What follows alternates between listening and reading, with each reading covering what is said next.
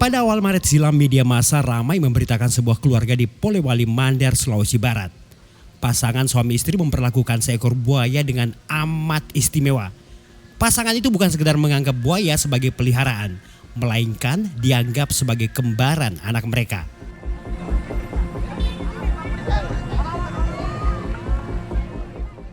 Nah, baru-baru ini di Makassar hal serupa juga terjadi.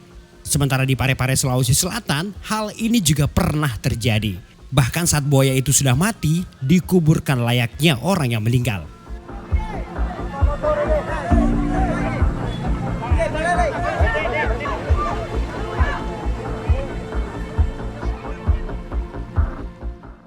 Bagi logika dan sains, tentu sulit menautkan tali persaudaraan antara Homo sapiens dan binatang dengan nama ilmiah krokodilid ini.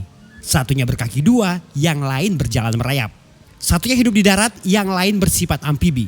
Bahkan jika dirunut dari pohon silsilah biologi buatan naturalis Carl Pollijn, manusia dan buaya terpisah sangat jauh.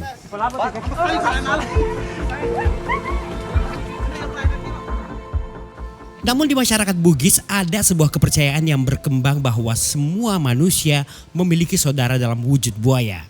Mereka akan datang bercengkrama dengan kembarannya di darat, entah melalui mimpi, sekedar menampakkan diri di permukaan sungai, atau malah menghampiri langsung. Nah, seperti yang dialami oleh Pasutri yang di Sulawesi Barat itu.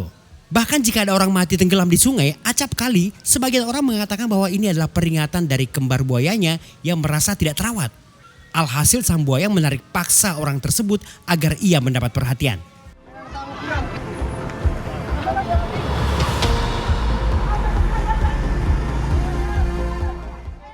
Jika melacak dari aspek budaya, asal-usul mitos ini sudah tertera dalam Surah Ilagaligo. Menurut naskah NBG 188 Jilid 1 Pustaka Obor Indonesia 2017, Alkisah mendapati bahwa dunia tengah atau bumi ini masih kosong dan tidak berpenghuni. Para penghuni kayangan atau dunia atas mengutus Latoge Langkik, kerap disebut Batara Guru, turun sebagai manusia pertama. Lantaran masih bujangan, Batara Guru kemudian dipasangkan dengan Wenyili Timo, putri sulung raja dan ratu dunia bawah yang kita kenal dunia bawah laut atau dalam air yang juga sepupunya. Singkat cerita, mereka menikah dan melahirkan anak penerus hidup di muka bumi ini.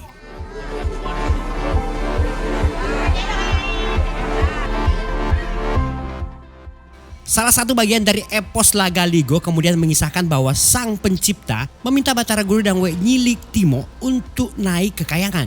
Namun persekutuan antara langit dan dunia bawah tetap terjalin. Sebelum kembali ke kayangan dan meninggalkan semua keturunannya, anak mereka yakni Batara Latu telah disiapkan untuk memerintah.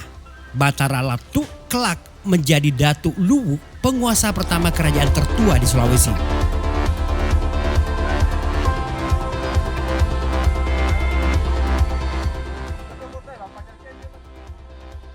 Lagaligo cenderung dipandang sebagai naskah epos atau mitos terciptanya peradaban Bugis dengan nilai kesusteraan kental. Lantas apa ada bukti tertulis yang jabarkan mitos buaya dalam Lontara yang jabarkan kisah masa lampau dengan rinci? Ternyata banyak jumlahnya.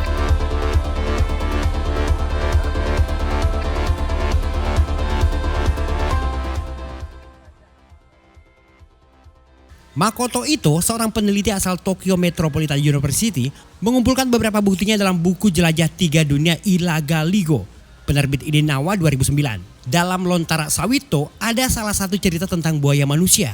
Dikutip dari West of the Lake, A History of the Ajataparang Kingdom of South Sulawesi yang digarap Stephen Siedrus, Puang Risompe punya seorang anak bernama Tomaruli. Tomaruli memiliki 11 anak, salah satunya bernama Ratu Riparung, yang masuk ke dalam air dan menjadi buaya.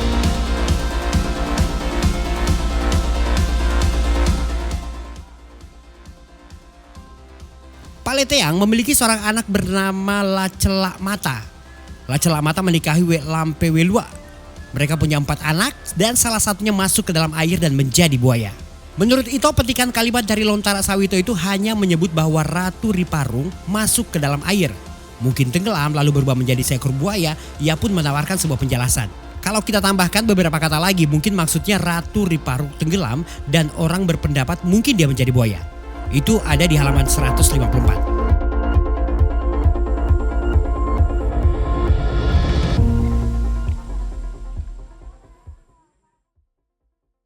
Ia menduga masyarakat pada zaman dulu beranggapan bahwa jika mayat korban tenggelam tidak ditemukan, kemungkinan besar si korban nahas berubah menjadi seekor buaya. Maka berangkat dari mitos tersebut, Ito berpendapat inilah pembangun utama kepercayaan atas buaya manusia.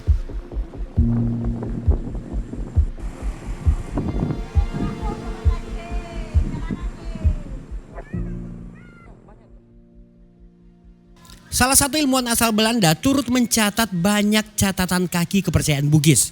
Salah satunya kepercayaan bahwa seorang bayi memiliki 7 saudara selain dirinya sendiri. Salah satunya kembar dari roh leluhur buaya. Oh, saya ikat. Tidak mau sakiti ya. Bukti tertulis yang dikumpulkan Makoto itu terdengar syarat mistik ya. Namun sejarawan Universitas Negeri Makassar Taufik Ahmad melihat mitos tersebut sebagai konstruksi sosial orang Bugis dalam memandang relasi manusia dengan alam. Salah satu contoh yakni panggilan Bugis untuk buaya adalah Torisalo yang berarti orang yang tinggal di sungai.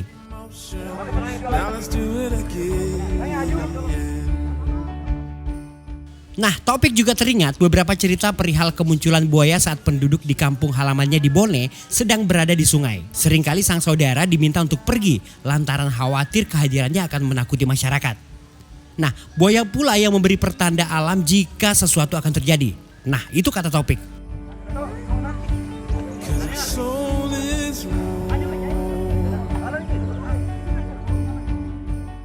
Kata Taufik di kampungnya itu jika ada banjir buaya akan berjejer dari hulu menuju ke muara. Jika sudah akan surut mereka pun akan kembali ke hulu. Taufik menjabarkan bahwa mitos ini adalah pantulan dari realitas sehari-hari orang Bugis.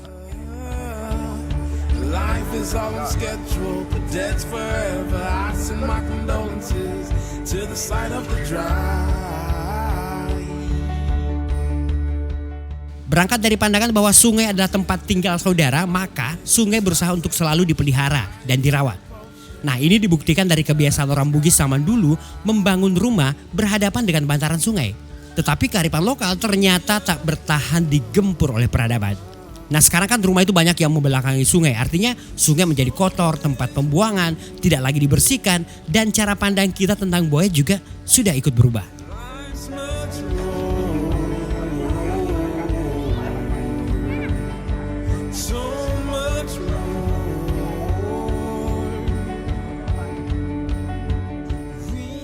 Selain itu pembangunan pemukiman yang masif memaksa para buaya meninggalkan habitat dan minggat lebih dalam di hulu sungai.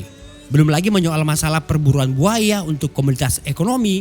Menurut Taufik ini jadi titik balik relasi manusia dan sang saudara yang ada di sungai.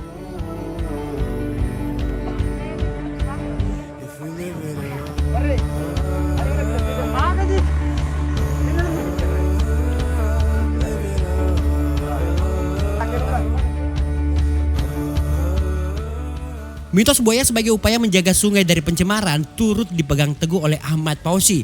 Dia salah satu anggota kolektif seni Fine Art Space. Mitos tersebut turut menjadi inspirasinya untuk instalasi memori sungai sebagai halaman depan di Makassar Biennale 2019. Riset yang ia lakukan bersama timnya berhasil menyusun sebagian keping-keping ingatan warga Sulawesi Selatan perihal sungai. Yang paling mencolok tentu saja mitos-mitos dan nilai magis yang sudah berkembang dalam masyarakat. Di samping itu turut pula pentingnya makna sungai bagi kehidupan.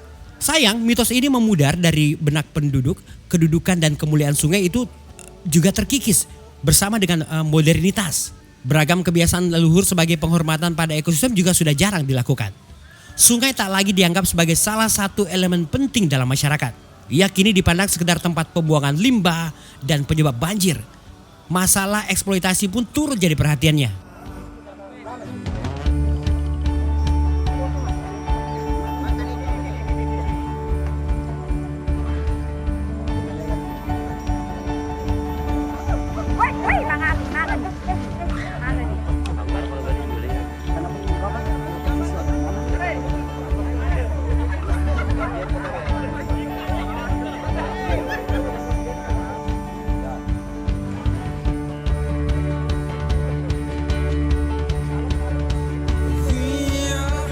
Nah, kira-kira seberapa peduli kita dengan sungai kita? Seberapa peduli kita dengan sumber air kita? Terima kasih, salam jumpa.